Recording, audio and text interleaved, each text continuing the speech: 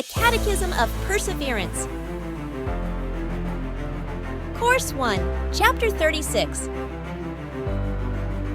The Messiah Promised and Prefigured, 17th Figure of the Messiah, Solomon, BC 1015, 982.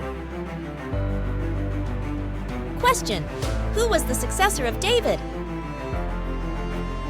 Answer: the successor of David was Solomon, his son. Solomon was yet young when he ascended the throne. As a sole favor, he asked of God wisdom. It was granted. Having arrived at man's age, he married a foreign princess. Question: what was the great work of Solomon? Answer: the great work of Solomon was the building of the Temple of Jerusalem. Question: how long did building the temple last? Answer: the building of the temple lasted 7 entire years, although more than 100,000 workmen were constantly employed at it. Question: give some account of this temple. Answer: it was one of the wonders of the world. Gold, silver, wood of cedar, and the most precious stones were employed in the construction. It consisted of 4 principal parts.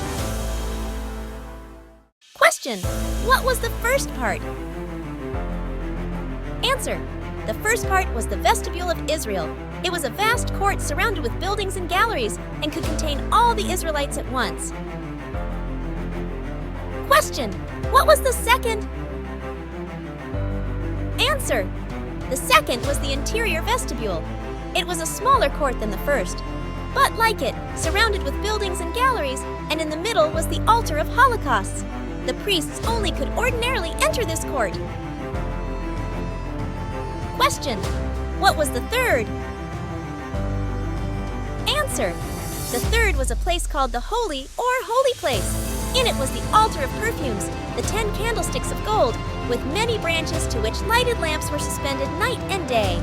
Here also were the tables of gold for the reception of the loaves of proposition. Question: what was the fourth?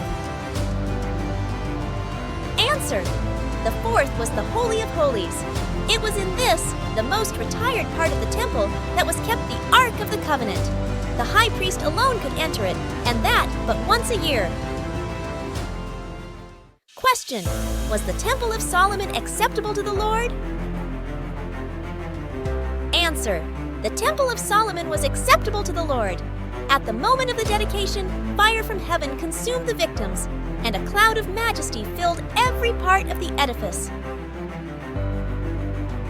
Question: did Solomon persevere in virtue to the end?